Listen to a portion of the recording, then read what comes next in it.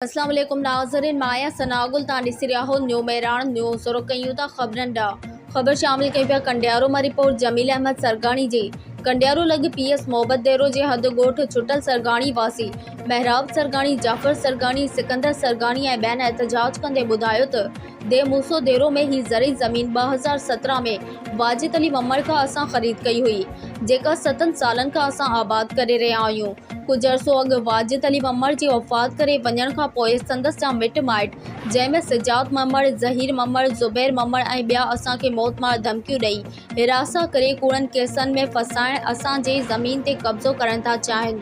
अहिड़ी दांह असां इलाइक़े जे नेक मर्दनि खे बि ॾिनी आहे, पर उन खां पोइ बि अॼु असांजी ज़मीन ते 20 माण्हू हथियार बंद साण करे असां ते हमिलो करे बायूं ॾेई ट्यूबवेल जे इंजण पटण जी कोशिश कई। असां अपील था कयूं DIG शहीद बेनज़ीराबाद, SSP नौशरो फिरोज़, संगार मलक ऐं SHO मोहब्बत देरो खे त मामले जो नोटिस वठी असां मथां दाख़िल कयल कूड़ा केस ख़त्म करे असां सां इंसाफ़ कयो वञे। ॿी सूरत में असां बचड़ा साण करे SSP ऑफिस अॻियां एहतजाज कंदासीं।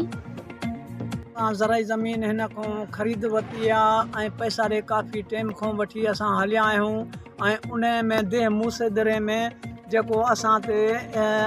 हेकर कूड़ी NC वरी FR वरी उन्हनि ते माइनि खे वठी कूड़ियूं FR करे ज़मानत कराए खणी ऐं माना असां ॻोठ मोटिया आहियूं। हाणे असांजी ही जेका बनी आहे उन आबाद करण जे लाइ अॼु असांखे माना घेलण ऐं धमकी ॾियण जे लाइ 20 माण्हू वठी आयो आहे। बाह ॾेई विया, तव्हां मीडिया वारनि जे अॻियां पई आहे त ॾिसो त साईं असांजी अदालत करे ख़ुदा करण ऐं मदद कयो। जीअं हे नंबर साईं असां मां वरितो आहे 2017 खां वठी साईं मां वाजिद मरहूम खां वरितो, हुन उहो वीचारो गुज़ारे वियो। हाणे सजाद मम्मड़ ऐं ज़हीर मम्मड़,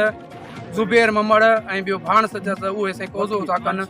ऐं पैसा वठी मूंखे ऐं धमकियूं था ॾियनि ऐं कोर्टनि में केस कूड़ा नालो सुञाणसि तोखां मूंखां कराए मूंखे ब्लैकमेल पिया था कनि। मूंखे राति बि अलाए छा थियो, मुंहिंजे भाउ ॾेई विया आहिनि ऐं मूंखे एॾी तकलीफ़ आहे थी सघे एतिरी मतिलबु ॿियनि खे मां पंहिंजो हक़ ॾिनो आहे 2000 ऐं तक़रीबन 30 सालनि खां पोइ मां इन खां बनी जेका वरिती आहे, हर शइ कयो आहे, कारोबार ॾेती लेती हर शइ सां मां इन सां ॿधल हुउसि, पर उहो मरहूम मरी वियो आहे। हिन जो